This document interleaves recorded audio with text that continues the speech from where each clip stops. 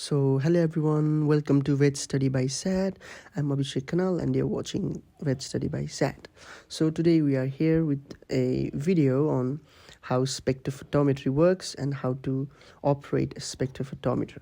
So, what is spectrophotometry? So, spectrophotometry is a very simple technique that measures how much light a substance absorbs, reflects, transmits, or emits. So, it is based on the principle that each compound absorbs or transmit lights at specific wavelengths. So different compound absorb different amount of light at a certain wavelength. So to talk about the working principle of spectrophotometry, let's look at the principle, look at the figure. There's a light source which passes through the collimator lens that focuses all of the light into the prism. Now what prism does is it separates the common light into different wavelength of lights.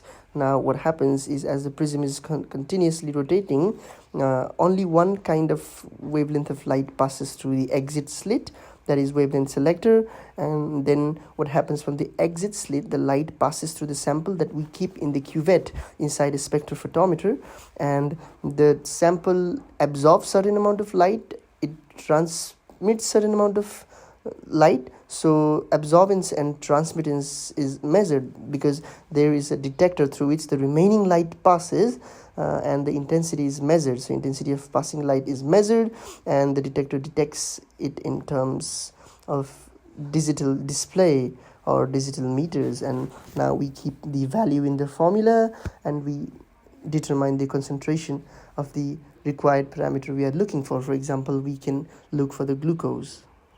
So in our lab, in our case, we've used spectrophotometry to determine the glucose concentration in the blood of buffalo cow. So our first step is to heat the machine for 20 minutes. It takes 20 minutes for the machine to be prepared, and then we put the blood in clot activator and serum is obtained as shown in the video. Then we use this kind of micropipette to take out the serum and transfer into the Eppendorf tube, and then we make blank standard and test solution. So here what we do is we keep glucose reagent in all 3 BST, that is 1 ml. 1 ml means 1000 microliters in all 3 tubes, and in blank we keep 10 microliters distilled water. In standard we keep 10 microliters of glucose standard, and in test solution we keep 10 microliters of serum sample. And after that we mix well, we incubate 37 degrees Celsius for 10 minutes or room temperature for 30 minutes, and then we go for the calculation.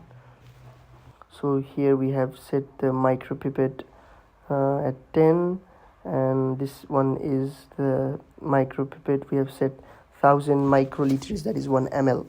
So we are taking out the glucose reagent and keeping our glucose reagent in all 3 tubes, B, S and T. Then we are taking out the distilled water, 10 microliters, and we are transferring the distilled water into the blank which already has glucose reagent. Then this is glucose standard solution, and we are dropping the standard solution in a syringe to facilitate the extraction, and there we are taking out the glucose standard from syringe, and after we take out 10 microliters from the micropipette, we transfer it into the BS, that means standard, because it is a glucose standard. And then finally we are taking out 10 microliters of serum and transferring it into the T sample, which already has 1 ml, that is 1000 microliter of glucose reagent. So now we are mixing all the tubes BST well before putting it in the incubator, and she is the founder of SAT, and now she is keeping all 3 BST tubes into the incubator, double lock system incubator. And there she is, and we will let it for 10 minutes at 37 degrees. Now we are closing the incubator, double lock, and you can see the temperature is 35.8. And now what we are doing is we are setting the wavelength of 505 nanometers, that is as per to the guide, as per to the glucose standard guide. So the spectrophotometer is running. and now the wavelength is 505. These are the qubits, and we have to touch the blur side, not the clear side of the qubit, because from the clear side light passes, so there is proper measurement. So now we are keeping all three samples into the cuvette. That is, the first one we are keeping is the standard, and then comes the blank. You can differentiate blank with the color because it is pale color, and standard and test are red color slightly, and this is the test sample we are keeping in the cuvette. And now all these three will go inside the spectrophotometer for evaluation. So at first we are keeping the blank. You can see there is a pale yellow color fluid, and we will calibrate if there comes certain absorbance from the blank. And then we are closing the lid after putting the standard, and the reading of the standard is 0.841. that is the absorbance. So this is the absorbance of the standard solution.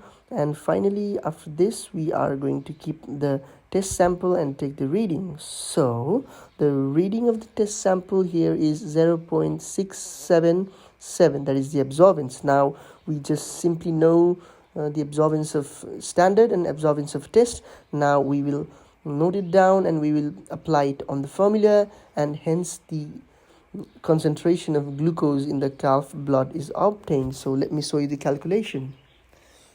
So this is the final calculation. So total glucose in mg per dl is equals to absorbance of test by absorbance of standard into 100. So that will be 0.677 by 0.841 into 100.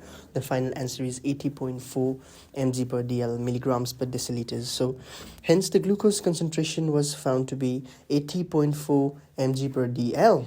So that lies within the normal range for a buffalo calf. And this was it, and it was the final slide of our presentation. And thank you for watching VetstudybySAAT. Please keep watching VetstudybySAAT. Subscribe for more such videos, and thank you.